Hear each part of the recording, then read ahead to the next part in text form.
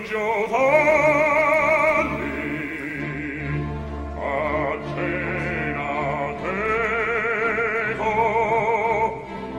to part 5 of Alison's brief guide to music history. This week, and for the next few weeks, I'll be coming to you from Munich, Germany. This is cool because a lot of music history takes place in Germany and Austria, and I'll be able to show you videos on location. For today, however, because I just arrived and it's been raining the entire time I've been here, we're coming to you from my dorm room. Today we're talking about the classical period of music. Some of the biggest names in classical music come from this era, and also some of the easiest listening for those that aren't really accustomed to classical music. Let's go over the musical characteristics of this period first. The classical era brought an end to the complex and overdone style of the Baroque. Music became much clearer and easier to understand due to a homophonic focus and also a much clearer chordal motion. Some other important changes include a shorter melody, which is then easier to follow, with extremely recognizable cadences, a greater use of dynamics, with additions such as crescendo,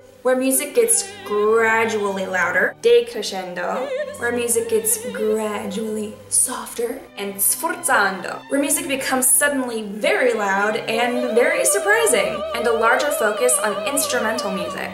The biggest genres of classical instrumental music include sonatas, a solo instrumental work, symphonies, a large-scale multi-movement orchestral work, concertos, an orchestral work with an instrumental soloist, and chamber music with groups such as trios and string quartets. In the transition between Baroque and classical, the composers who were most responsible for these stylistic changes were Domenico Scarlatti, an Italian composer who really popularized keyboard sonatas, and Christoph Willibald Gluck, a Bohemian composer who radically changed opera's grandiose and overdone Baroque style into a more romantic and storytelling genre. We are currently listening to his opera Orfeo et Euridice.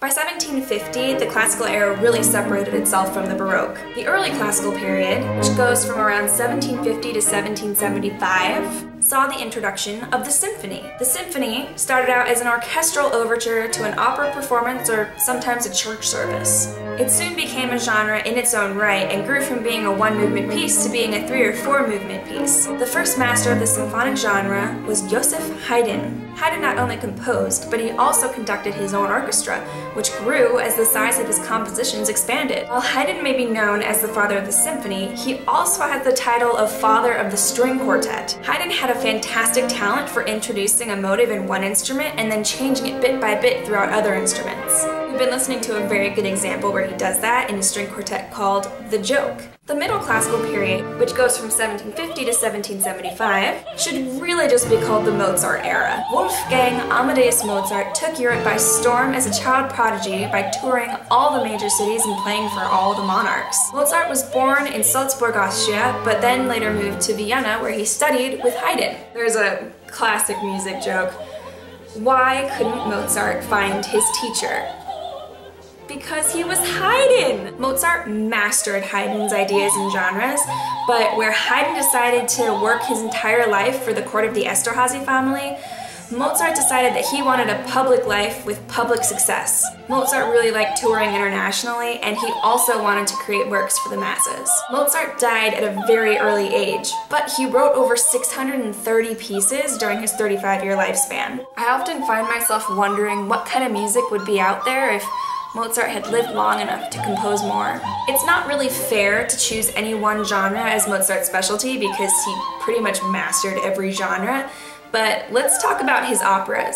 Mozart loved composing operas, and he wrote both serious operas and comedic ones. All of his operas are still performed today, and the 2 most famous are Don Giovanni and Die Zauberflöte, which tells the life and downfall of Don Juan, or in English, The Magic Flute, which is a fantasy story that Mozart loved so much that on his deathbed, he said his greatest regret was that he wasn't going to be around to see it performed again. We've been listening to the most famous aria from Die Zauberflöte, Der Hölle Rache.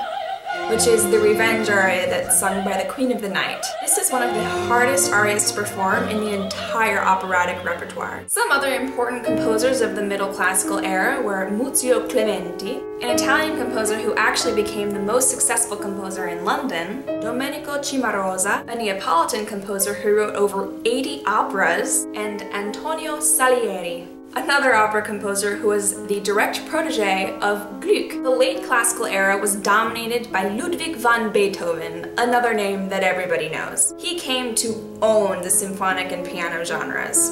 Beethoven's 9 symphonies are all still performed today, and his 9th symphony is performed all over the world all the time. In fact, at the opening ceremony for the 1998 Olympics, this piece was performed simultaneously around the world on video camera, which was a huge feat for '98. Right here is a link to that video, and it's pretty crazy. You gotta watch it. His piano sonatas and concertos are considered a necessity for any piano student to study, and a lot of them are very recognizable. For example, pretty much everyone has heard of the Moonlight Sonata, and if you haven't, that's what we're listening to right now.